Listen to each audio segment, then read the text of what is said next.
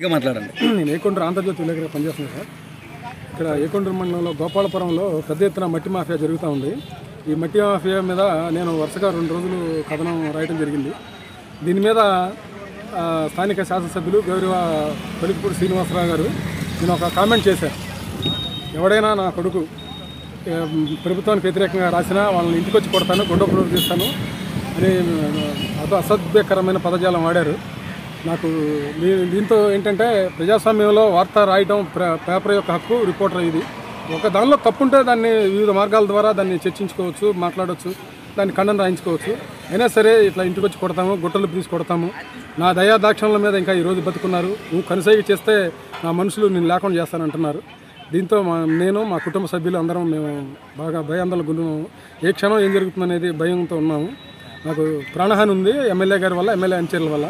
దయచేసి నాకు రాష్ట్ర ముఖ్యమంత్రి వర్యులు నారా చంద్రబాబు నాయుడు గారు, యువనేత లోకేష్ గారు, ఉప ముఖ్యమంత్రి పవన్ కళ్యాణ్ గారు ప్రాణరక్షణ కల్పించవలసిందిగా కోరుతున్నాను. అంటే ప్రధానంగా 2021లో ఉన్న ఫోటోలను మీరు కావాలనే వార్త వైసీపీతో కుమ్మక్కై రాసినట్లుగా ఎమ్మెల్యే గారి వర్షంలో మాట్లాడుతున్నారు. దీని మీద ఏం సమాధానం? దీని మీద ప్రజల ద్వారా కానీ అఖిలపక్షం ద్వారా కానీ ఇప్పటికైనా అక్కడ మట్టి అనేది తెలిసిపోద్ది, ఎక్కడ తోడారు, ఎక్కడుంది, అసలు క్వారీ ఎక్కడ ఉందా లేదా. ఒకటి సార్, అసలు ఆ క్వారీ విషయాన్ని చూడాల్సింది ఎమ్మెల్యే గారికి ఏం పని? ఎమ్మెల్యే గారు ఎందుకు ఖండిస్తున్నాడు? క్వారీని అజమాయిషి చేయాల్సింది ఎవరు? ప్యాకాట్ని అజమాయిషి చేసింది ఎవరు? స్థానిక శాసనసభ్యులకు ఏంటి పని? ఇప్పుడు అది ఉందా కాదనేది అక్కడ సంబంధిత శాఖ అధికారులు వెళ్తే కనపడిపోద్ది కదా. దీన్ని గమనించమనండి. నిన్న కూడా తోలారు, ఇప్పుడు లైవ్లో ఒకటి తోలుతున్నారు. ఇది యథార్థం. అక్కడ అక్రమంగా వెళ్ళేది యథార్థం. తిరువూరు దగ్గర కళ్యాణ మండపానికి వెళ్తూ ఉంది, తెలంగాణకి వెళ్తూ ఉంది, ఇంకా వెంచర్కి వెళ్తూ ఉంది. అది జగదన్న సత్యం. సాక్షాత్తు టీడీపీ నాయకులకు కూడా తెలుసు, అక్కడ అందరికీ తెలుసు. అయినా సరే ఇటువంటి పదజాలంతో భయభ్రాంతులకు గురి చేయాలని చూస్తున్నారు. ఎవరో భయపడి ముందుకు రావట్లేదు. ఒక మీడియా మీద ఈ రకంగా దాడి చేస్తే ఇంకా మిగతా సామాన్యుల పరిస్థితి ఎలా ఉంటుంది? అంటే నేను ఆర్థిక సహాయం చేశాను, నా దగ్గర సాయం పొంది కూడా వైసీపీ వాళ్ళతో కుమ్మక్కై చేస్తున్నట్టుగా ఆయన ఆరోపిస్తున్నారు. దీని మీద ఏమంటారు సార్? ఒక పాప యుఎస్ వెళ్ళాలంటే ఎంత ఖర్చు అవుతుంది?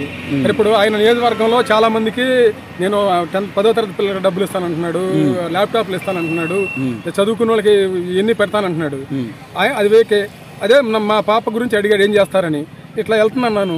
ఆయన ప్రేమపూర్వకంగా ఇచ్చాడని మేము అనుకున్నాం. అది నేను వ్యక్తిగతంగా నేనే తీసుకోలేదు. పాప యూఎస్ వెళ్తుందని. ఒక యూఎస్ వెళ్ళాలని ఎంత ఖర్చు అవుతుందండి? 50 లక్షలు ఉంది. ఈ 25,000 ఏమవుతుంది? మొలకవుతాయండి.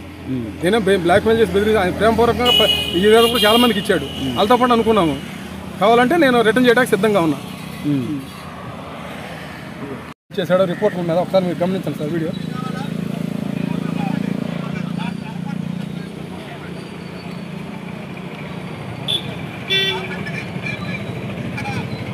ఇప్పుడు ప్రభుత్వం నుంచి మీరు ఏం కోరుకుంటున్నారు? ఎలాంటి న్యాయం జరగాలనుకుంటున్నారు?